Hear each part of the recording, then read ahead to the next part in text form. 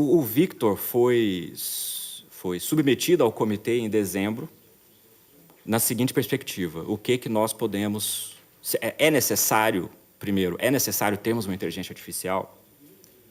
E aí, como tudo que foi dito aqui antes, o tribunal também sofre com processos repetitivos, então chegamos à conclusão de que sim, para processos repetitivos era necessário ter uma repercussão geral. Para quê? Para uniformizar, principalmente o objetivo principal dele, uniformizar a identificação dos 20 maiores temas de repercussão geral que chegam ao Supremo Tribunal Federal e que representam 1/8 dos temas de repercussão geral dos recursos que sobem ao tribunal. 1/8 de todos os recursos que sobem ao tribunal são enquadrados em 20 temas de repercussão geral. Tá? Para ter uma uniformidade na identificação desses temas, nós entendemos que era necessário ter uma ferramenta que auxiliasse mais o tribunal. Nós convidamos a UNB, que nós sabíamos que já tinha alguns projetos em estavam conversando alguns projetos com outros tribunais de inteligência artificial, e eles chegaram à mesma conclusão que nós, que se fosse para ter uma inteligência artificial no Supremo, seria útil na aplicação dos 20 temas de repercussão geral. Mas dentro desse comitê também nós identificamos uma infraestrutura precária no tribunal. Ou seja, como é que nós iríamos implantar uma inteligência artificial com uma infraestrutura que, naquela época, completava 10 anos. Então, alguns exemplos são bem interessantes.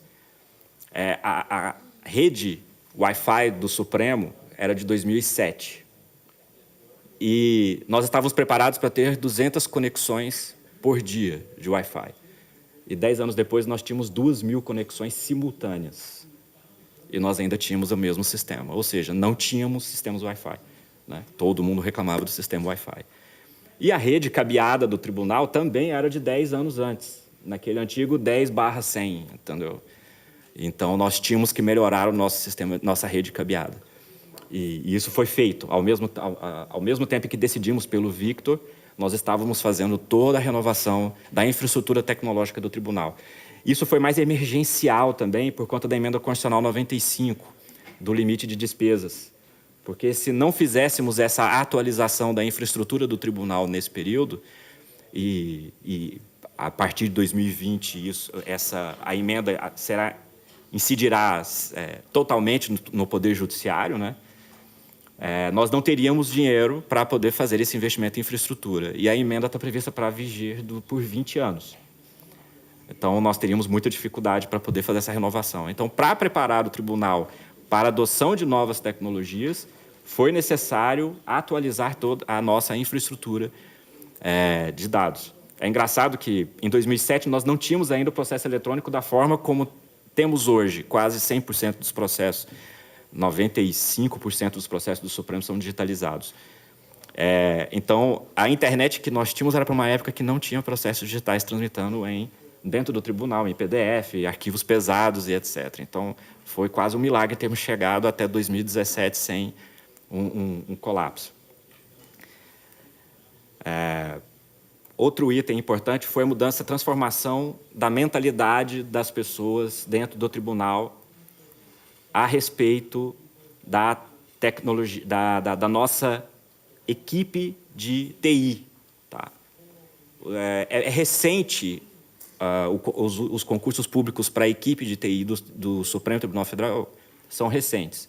O mais importante que nós tivemos foi em 2005, pela quantidade de servidores que foram nomeados naquele concurso. Antes disso, nós tínhamos basicamente um suporte técnico apenas dentro do tribunal. Nós não tínhamos uma equipe de TI voltada para o desenvolvimento de sistemas, exclusivamente desenvolvimento de sistemas do tribunal. E eles vieram em 2005, e a mentalidade que o tribunal começou a ter na época é de que, ok, agora nós vamos desenvolver tudo aqui dentro do tribunal. E sempre foi essa mentalidade, de desenvolver apenas com sua própria equipe todos os projetos de TI do tribunal.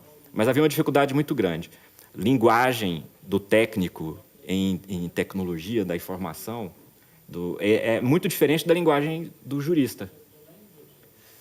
A lógica de raciocínio de alguém da área de tecnologia da informação é muito diferente da lógica jurídica. E então as conversas eram conversas de surdos e mudos, entendeu? Não se chegavam a acordos a respeito do que era preciso ser feito, como desenvolver o sistema. O pessoal da TI não entendia o que o pessoal do direito queria, e o pessoal do direito não conseguia aceitar que não fosse possível fazer algo pela TI, ou seja, aquela mentalidade de que não, em TI tudo é possível, em tecnologia tudo é possível. Isso só foi mudando, essa realidade só foi mudando a partir do momento em que o pessoal de TI começou a fazer direito. E aí eles fizeram direito e tentaram implantar, conversar novamente com os gabinetes, com o pessoal jurídico, e algumas dificuldades permaneceram. Mas o pessoal fez tão bem direito que nós temos hoje um número grande de assessores de ministros que eram profissionais de TI no tribunal, formaram em direito e passaram a trabalhar nos gabinetes como assessores. Mas hoje nós estamos num nível muito melhor de diálogo hoje no tribunal. Eu estava no tribunal nessa época, em 2007. E como eu sempre tive um pouco de gosto pela tecnologia, eu era um dos poucos dentro do tribunal que conseguia manter um diálogo e praticamente, parece brincadeira, mas praticamente traduzir de um para o outro o que significava que um estava dizendo e que o outro não estava entendendo o que estava sendo dito. Parecia uma conversa de duas pessoas com línguas completamente distintas. Com o Victor, nós tivemos que mudar essa mentalidade de que a TI faz tudo. Por quê? Porque nós não tínhamos condições de fazer uma inteligência artificial no tribunal. Nós não tínhamos capacitação técnica para isso, né?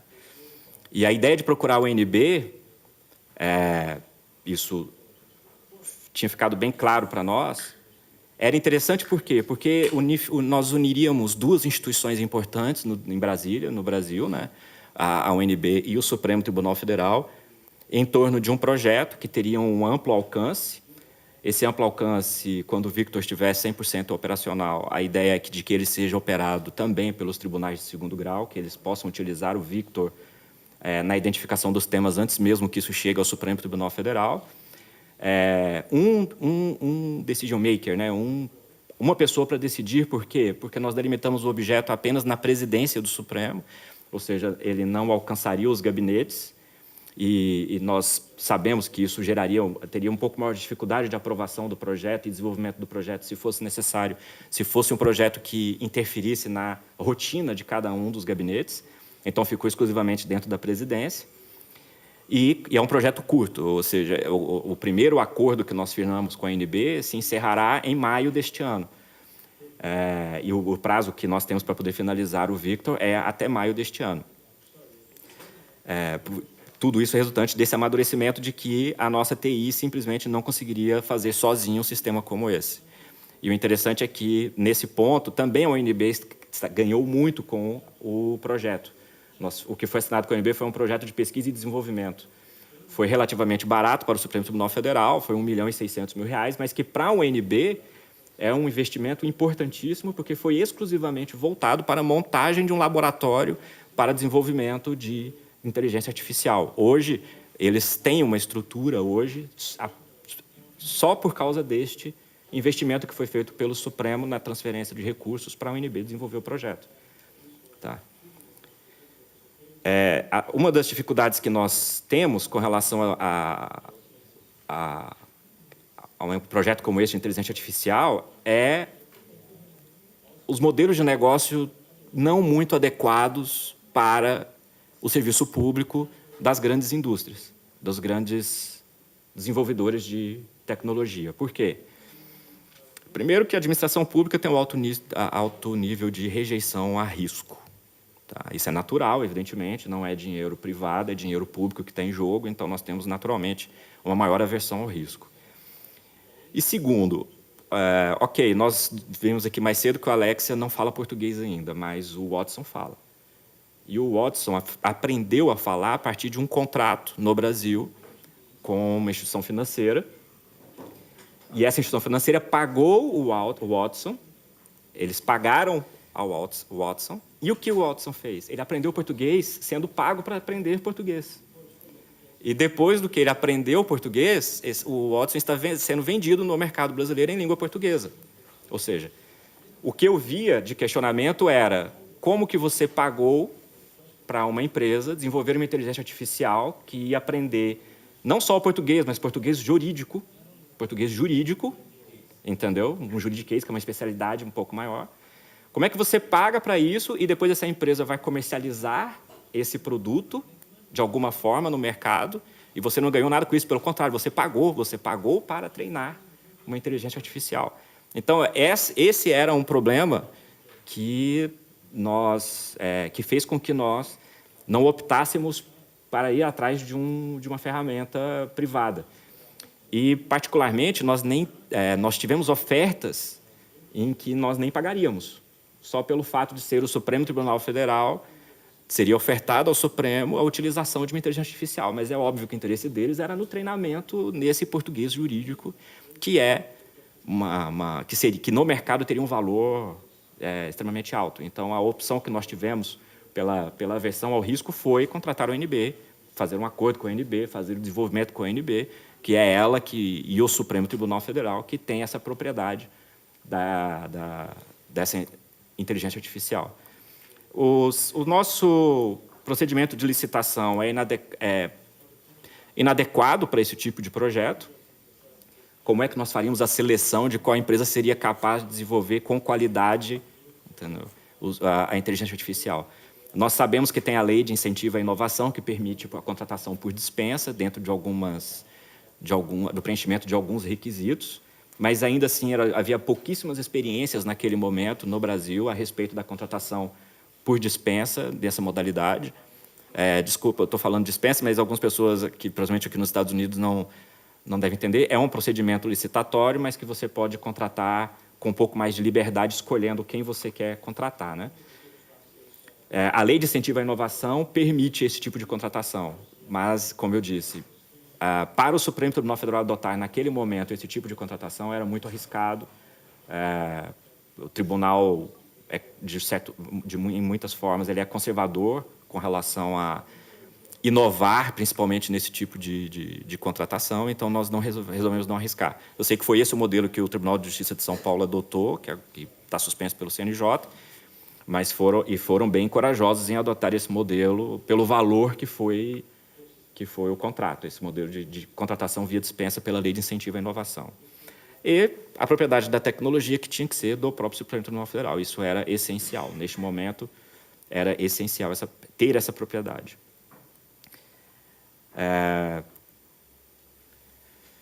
Qual será o propósito e o impacto do Victor? Bom, quando começamos a ideia, eram 20 temas de repercussão geral, mas nós tivemos que ir atrás de alguns benefícios antecedentes à própria repercussão geral. Tá? Então, primeiro, essa osserização.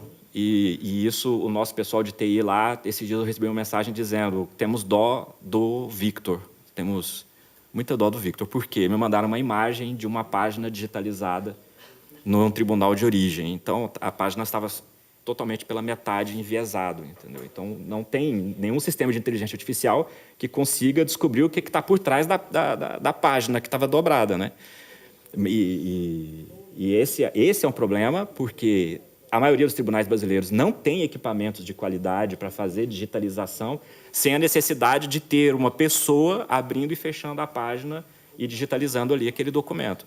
Então, são pouquíssimos os tribunais que têm essa estrutura. Então, quando depende da pessoa ir lá, abrir e fechar o documento, você já tem uma dificuldade muito grande na digitalização daquele documento.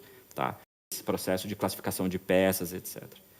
Mas o objetivo principal do Victor é a identificação dos 20 principais e mais recorrentes temas de repercussão geral. Repercussão geral é uma espécie de certiorário, mais limitado que o certiorário aqui nos Estados Unidos, mas nós temos 20 temas que somente eles, como eu disse no começo, representam 1/8 dos temas dos recursos que sobem ao Supremo Tribunal Federal. E ele está sendo treinado, foi treinado para identificar esses 20 temas. Eu vou chegar à situação que ele está hoje. Esse é mais ou menos um gráfico do que acontece no Victor. Tá? O processo transformado passa para essa etapa de leitura para o OCR, para a identificação dos caracteres, da qualidade do OCR, passa por 2 etapas, uma da classificação das peças e a outra da identificação dos temas para chegar ao usuário final. Tá? Esse é bem simplificado o Victor. Bom, sim. Isso aqui, os números que eu vou apresentar agora são números que foram alcançados no período de testes do Victor com processos já concluídos. Ou seja, no momento lá na UNB, eles pegaram uma base de processos e identificavam aqueles processos como a decisão, como a correspondente decisão do presidente, identificando o tema. E foram aplicando algumas ferramentas de inteligência artificial para chegar a percentuais de acurácia cada vez melhores. Eles chegaram a algumas combinações. Então, isso antes de ser testado com processos novos. Então, foi um treinamento do Victor com processos antigos. Tá? Então, nós havíamos chegado a separação de peças a 95%, 95,7% de acurácia, identificação de peças 94,13%, e os temas chegou a 89%. O objetivo do contrato é chegar a mais de 90%, por isso que tem vermelhinho aí.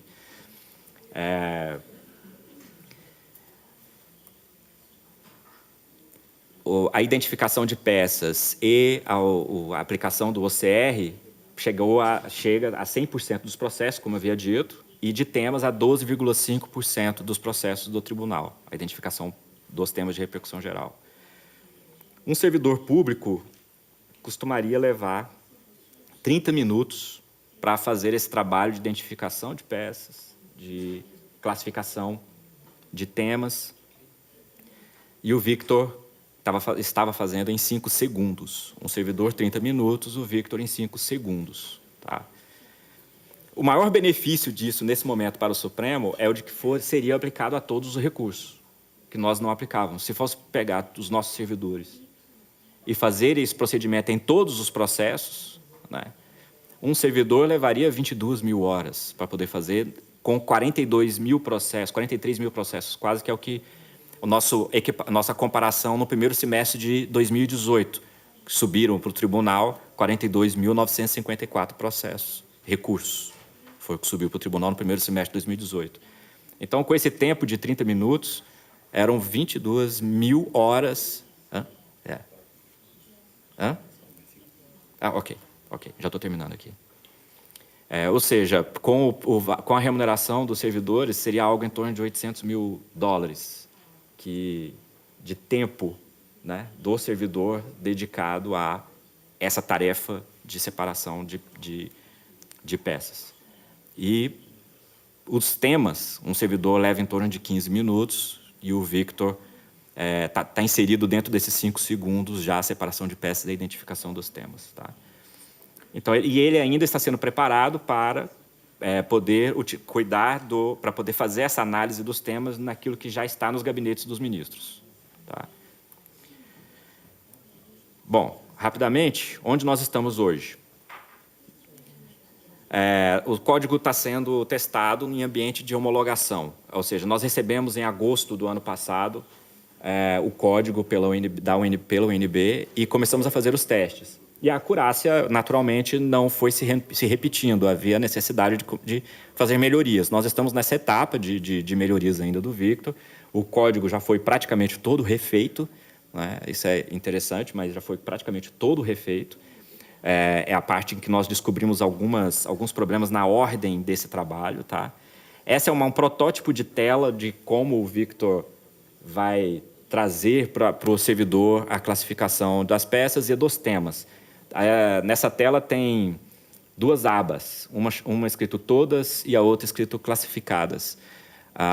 Essa classificadas é que seria o resultado do trabalho do Victor, tá? Para as peças classificadas. E aqui também haveria a identificação, a indicação do tema que o Victor sugere que seja aplicado a esse caso. Tá? E o futuro é usar um pouco mais tanto para o Victor quanto para outros projetos a Lei de Incentivo à Inovação. Algumas parcerias estão sendo feitas entre o Supremo, o CNJ e o STJ. O presidente Noronha já participou de reuniões lá em que eu estava presente também com a equipe de TI e do Supremo, né, ministro?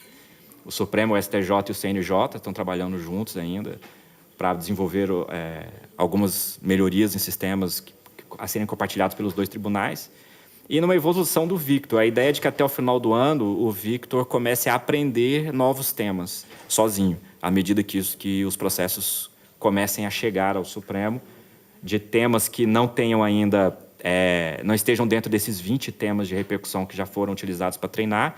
Um dos elementos que fez nós reduzirmos para 20 era a quantidade de decisões que já haviam sido proferidas pelo tribunal e de repetições. Então, havia um limitador. Nós não trabalhamos com temas que tivessem menos de 500 decisões proferidas pelo tribunal, para facilitar o desenvolvimento, a identificação para a acurácia. Mas esses 20 temas, em algum momento, vão diminuir, vão ter um impacto menor na subida de processos no tribunal e outros tomarão seus lugares. E é preciso que o Victor comece a identificar esses novos que vão chegando e aumentando muito a quantidade no tribunal, sem a necessidade de passarmos novamente por toda uma etapa de treinamento do Victor. Então, a ideia é de que até o final do ano seja desenvolvido, o Victor consiga alcançar esse nível de inteligência. Ok? Bom, basicamente, são esse é o status atual do Victor.